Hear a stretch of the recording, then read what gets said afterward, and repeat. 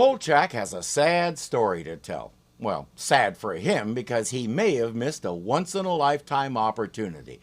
But the story, here, I'll let him tell it. It began fairly quietly. Lincoln Park Zoo, Chicago, September 2nd, 5:30 a.m. Shanka, the zoo's prized cheetah, was expecting her morning feeding. It never came.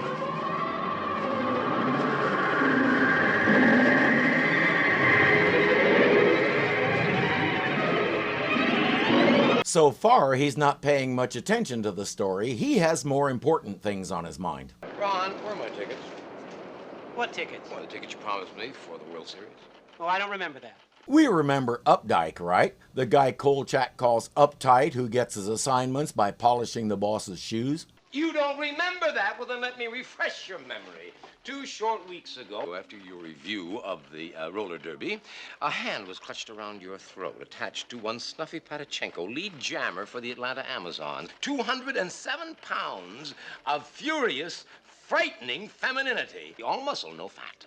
Who are you talking about? Snuffy Patachenko. Yipe! What did he say about her? And what did he think she was going to do when he did? You called her elephantine, graceless, a hippo on casters. What a thing to say about a person, you pig. She had broken someone's arm the night before. And she was about to break your neck until I intervened, telling her that you were a bleeder internally, remember? Of course you do. As the color returned to those rosy little cheeks of yours, you promised me 1 ticket to the World Series. And this isn't a court of law. Promises made under duress do count. Oh, that explains why I don't remember. What? I was delirious. Uptight, you give me those tickets, or I will pick up where Snuffy Patachenko left off. No, I was only joking. Of course I have your ticket. And you call me uptight. He calls you breathing, which is what you weren't doing when Ms. Patachenko had you by the throat. And yes, he's a little excited about that ticket because for the first time in 29 years, the Chicago Cubs are in the World Series. He's not about to miss that opening game. Sure he won't. 1 ticket to the ball game. Oh, you going? You bet your life I'm going. You Oh, that's too bad. I guess we'll have to find someone else to put on this thing. What thing? Oh, nothing. Just this cheetah missing from the zoo. You go to the game. It's all right. Well, certainly I'm going to the game. Certainly. Wait, no. That was yesterday's news. Besides, it was a panther. Oh, no. Yesterday a panther. Today a cheetah. Watching Vincenzo play him this way is like watching Itzhak Perlman play a fine Stradivarius. What are you saying that 2 animals are missing in 2 days? Monique, are you going to the game? Wait a minute. And animals have been dying there for no explained reason. He should be able to rush over there, get the story, and get to the stadium in time for the game. While he's traveling, he can listen to the pregame on the radio. This is the day, fans, that Chicago has been awaiting for 29 long years. After an amazing season, the Chicago Cubs have clawed their way to the top of the National League. They won the playoffs and now the first game of the Code 5 priority, code 5 priority, 201 in progress. Officer down. Radon Electronics, Commerce and 24th Street. He may as well. He can't hear through the static anyway. And I'm afraid they lost me a little, because if he's in the city, he's right on top of that radio station, and there's no reason for it to be coming in that badly. For one thing, Harry Carey would never stand for it. If he heard his voice coming in that poorly, he'd go over to the station and personally kick the station manager in the, "Ooh, I wish you hadn't done that." Captain, what's going on here? What happened? No. What's that?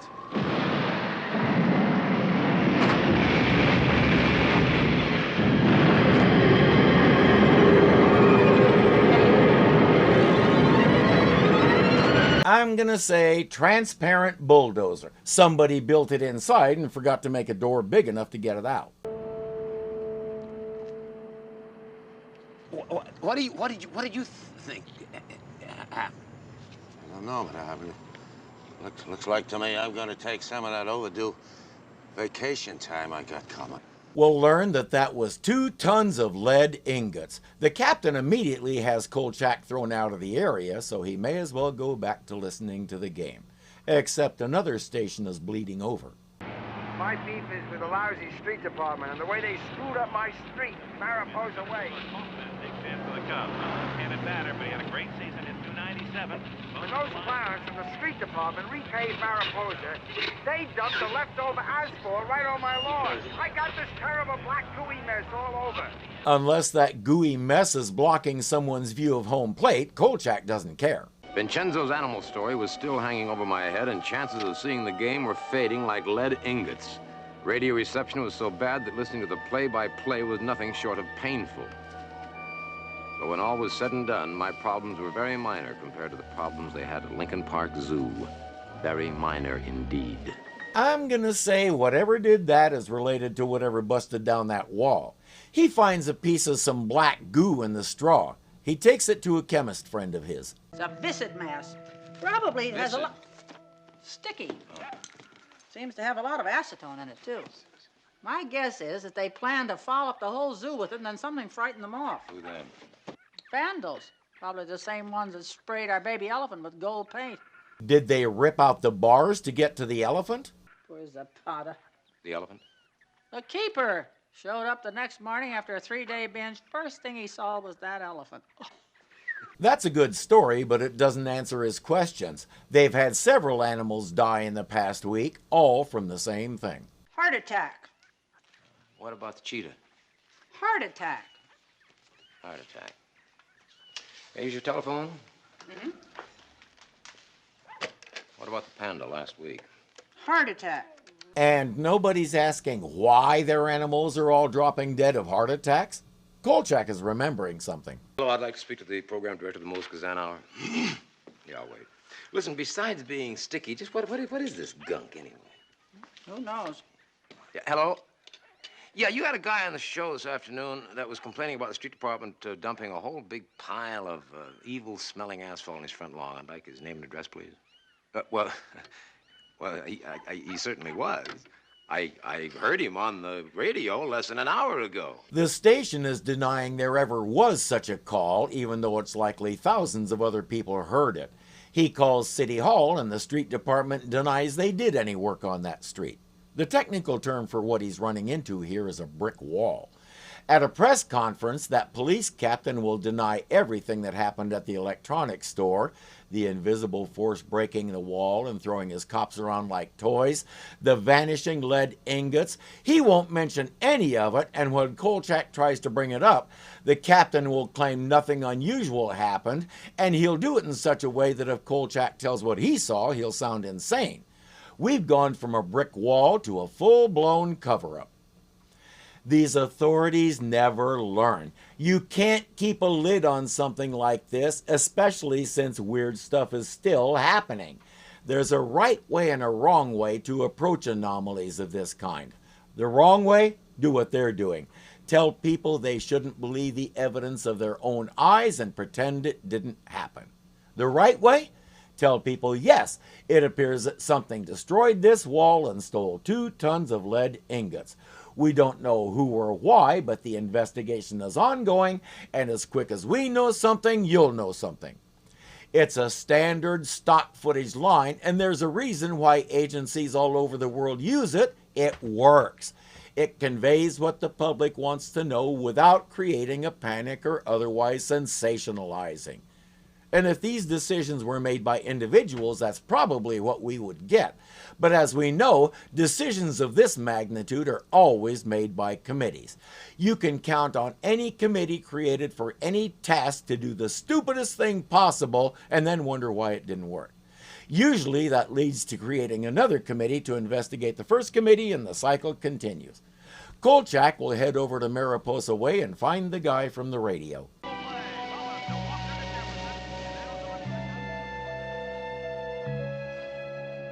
It's not difficult to figure out which lawn had the goo on it.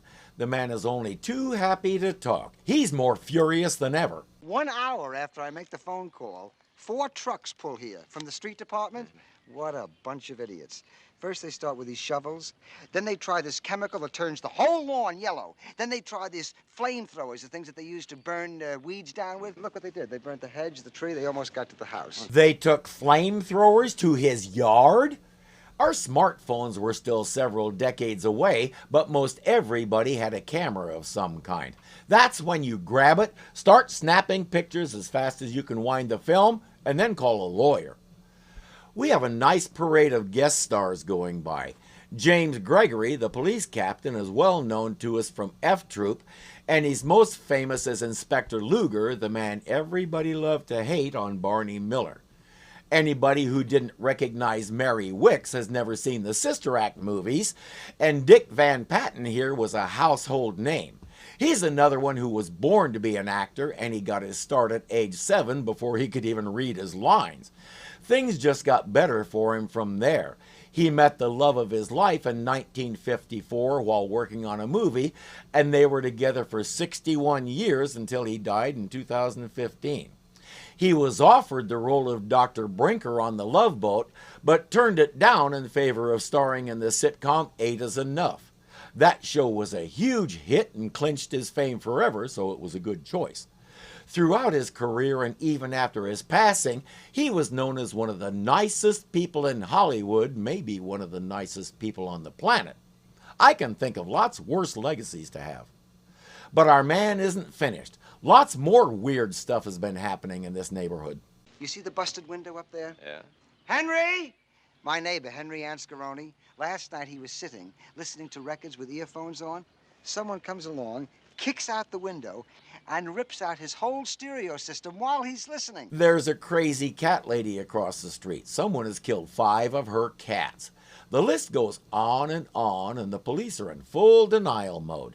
There's one little bit of good news for Kolchak, though. Those city guys were somewhat less than efficient with their flamethrowers and atom bombs and whatever else they were using. For the hole on the left side. Over goes Ortega. He can't get it. It's in the left field. Around third base comes Frazier. Here he comes. Here's the throw to the plate. He slides. He's in there. And the Red Sox have the first run of the ball game. The score, the Red Sox won. The Cubs nothing. Which is to say they missed a spot. Back to Dr. Weinstock to see if it's the same stuff, which it obviously is. What's in it? Hydrochloric acid, acetone. Hydrochloric acid? Why? Hydrochloric acid is a digestive juice. And acetone?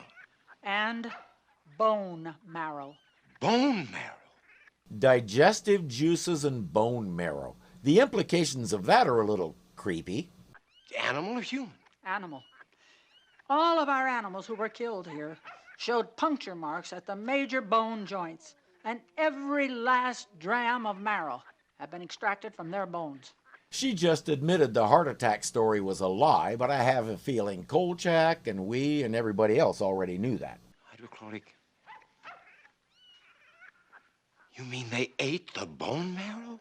It would seem that somebody ate the marrow and threw up. The goal of the Dead Poets Society was to suck the marrow out of life, but I don't think this is what they meant. And the ball game is over. The first game of the World Series finishes on a tremendous play. How about that, man? The fastest game in World Series history. Notice he's not telling us who won. If Kolchak is lucky, he might be able to catch the highlights on the 6 o'clock news, but probably not. I think the universe is getting back at him for picking on Updike. Kolchak has gone to see his pal Gordy at the coroner's office. He wants the autopsy report on the guy who was killed at the electronics place. Gordy wants to talk about the under-the-table lottery he runs in the place, but he has to clam up real quick when the boss comes in. Hi, Gordon. Kolchak, what's going on? Well, for one thing, I'd like to find the autopsy report on the guard who was killed out of radar and electronics. That's what I'd like to get. What's all the hysteria? By all means, I'll be glad to give it to you. You got a pencil and paper? Yeah, I got my tape recorder here. Go on, start talking. Okay.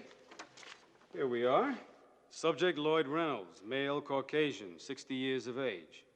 Prior history of myocardial infarction, immediate cause of death, cardiac arrest. In other words, heart attack. Just like all those animals. What a coincidence.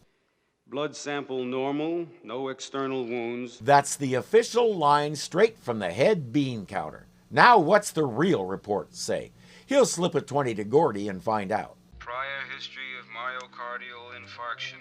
Pacemaker on the chest flap in good condition. No evidence of cardiac arrest. Inserting trocar into sternum for marrow sample. Hey, Philip, look at this. It's bone dry. You'll pardon the expression, there's no marrow, none. Let's go for the spinal column base with the trocar. He already had a hunch that was what he was going to hear. They'll soon get a similar case because we watched whatever it is kill another man in a warehouse. And now let's check in on another guy. September 2nd, 10 p.m. Leon Van Heusen, single, ambitious, slightly paranoid. By day, a television repairman. By night, an observer, a man with a purpose. The author of Mathematico, a universal language that Leon has refined for use in unconventional communication. In other words, he's looking for aliens to talk to, and he thinks he's invented a language that anybody in the universe can understand. Now all he needs is someone to test it on. Unfortunately, on September 2nd at 10 p.m., Leon learned the oldest word in the universal language.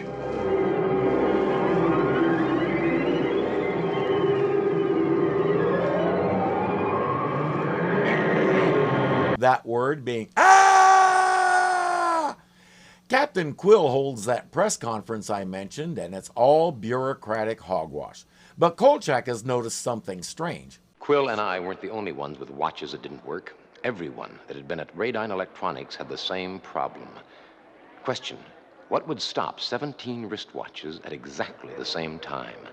Answer: an electromagnetic field so strong it might swing a compass needle off true north. He's starting to play with the term UFO, but he needs to get a little more information about them before he goes looking for one. I'm very excited to be able to share with you all this evening my experiences with the flying saucer. I only hope that I can remember all the details because it was very, very exciting. I only spent about an hour aboard the saucer itself. Do you want an application? If you try to report a UFO sighting to a government agency, this is the kind of place they'll send you. Your tax dollars at work. And then they served me something that tasted, well, not unlike ginger ale and bourbon. I have no doubt she's intimately familiar with those flavors. Kolchak is more interested in recent sightings. Well, Leon Van Heusen, one of our members, called in an opus last Monday night. No, opus. Opus is one party unverified sighting. Oh, here it is.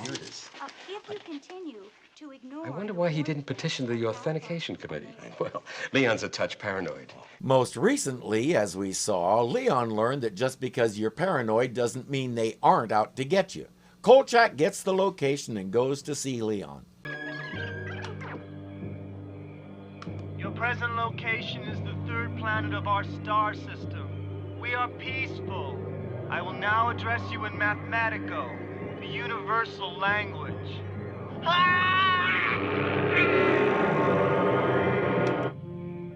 I told you that was the word.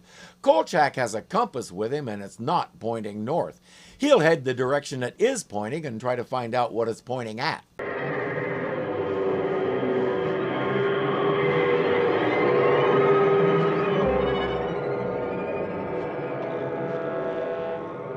Whatever it was, it didn't want to be finding out. Cut to a nearby planetarium.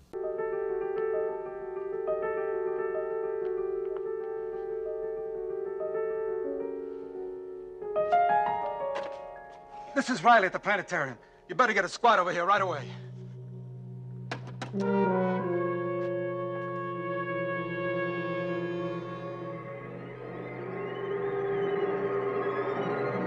They won't arrive in time to help him, though. The same invisible thing that killed his pal will get him in just a moment. Kolchak is still following his compass, and it's brought him here. By the way, that big ball thing we saw is a projector. It can move around and position the images of the stars and galaxies anywhere on the ceiling. And our mystery guest is operating it.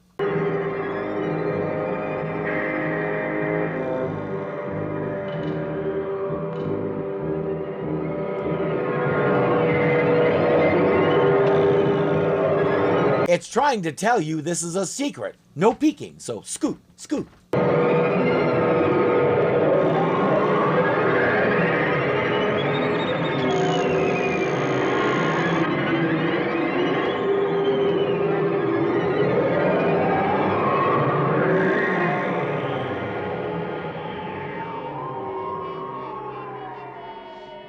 Now you went and ruined it. He's gonna go off and pout.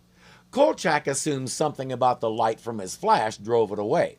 All he has to do is convince Quill about that. Now let's get some lights on in here. I think there's some switches over by that console panel. Get away from that console! Don't Don't go near that thing! Hello? He's dead. Any luck over there? Get some lights. Get back! Get away from that thing! Back up! Get out of there! You'd think after the 10th time something like that happened, he might take Kolchak a little more seriously. He was looking at maps.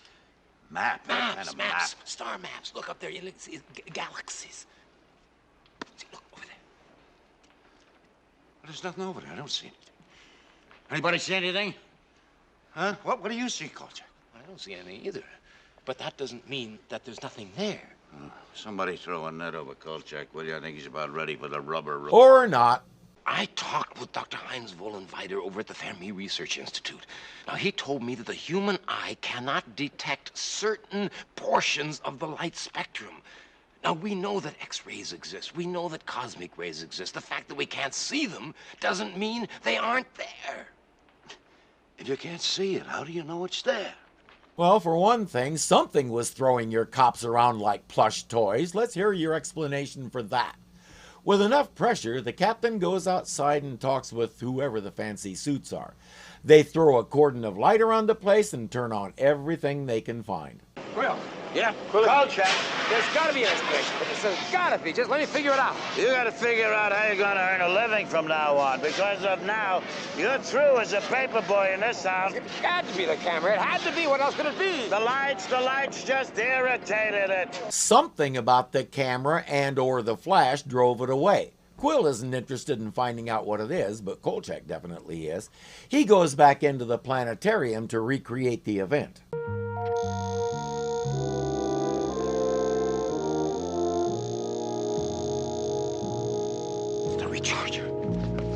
It wasn't the light, it was the noise.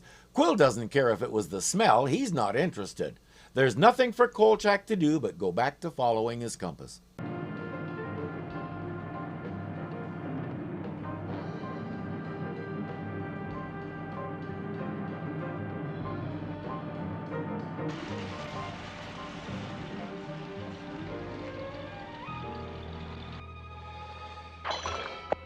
Then again, following your compass could be hazardous to your health.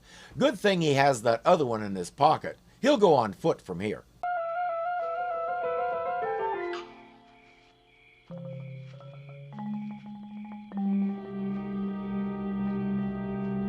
That's not a flying saucer, it's Mr. McGregor's new state-of-the-art barn. Turns out he accidentally magnetized a goose that got out and caused all this trouble.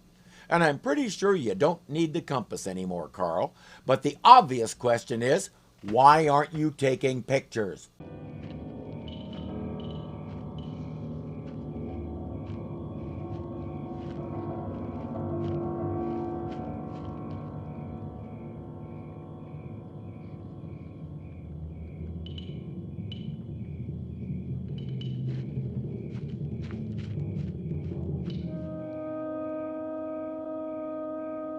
If he knocks on the door, I may let out a small scream. He still hasn't taken a single picture.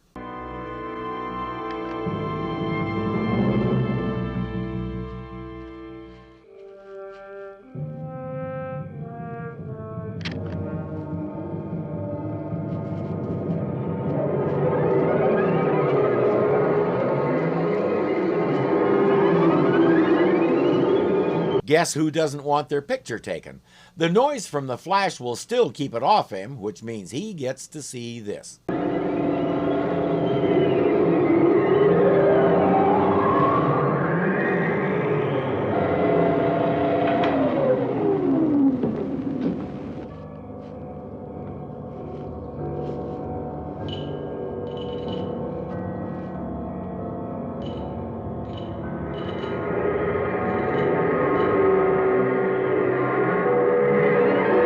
At least he has his pictures, and on infrared film no less, so he might even have an image of the critter. He doesn't have his earlier pictures from the electronics place because a bunch of suits with a bunch of government credentials showed up at the office and took them from Monique. It's safe to bet the same thing will happen to these if he even bothers to develop them. You know the rest of the press will say he fell for a hoax. I have a feeling 3 dead security guards and Henry would disagree, but the big boys are the ones who control the flow of the narrative, and when you get right down to it, there's not a blasted thing we can do about it. And neither can Kolchak. They tried to make a little park out of the woods near Snake Rock, daffodils, tulips, but they couldn't get anything to grow. There was an area shaped like a saucer at the bottom. If you want to see it, you'll have to hurry. Our park commission decided overnight to do extensive reclamation work in that particular spot. They're filling it in with concrete. Amazing how the money for the project suddenly appeared in the budget, isn't it? Somebody needs to be down there taking pictures, gathering samples, burying markers, anything to preserve the truth before it's literally buried. Is anybody doing that? You really think they're going to tell us if they are? And there are still questions. I get that it ate bone marrow, but we never did find out what was up with the lead ingots and all the electronic equipment. I'm going to say the lead was for ballast, and the electronic equipment was because their advanced communication systems couldn't pick up our Earth radio stations, and they were big fans of Aerosmith. What happened? It's all a point of view, really. A traveler has a breakdown, stops to fix it, gets a road map, has a bite to eat, and goes on his way. It's happened to all of us. This traveler happened to be light years off his course instead of miles. As for me, well, I haven't heard from the boys in the sedan yet. However, now we know why the series was canceled. He heard from them.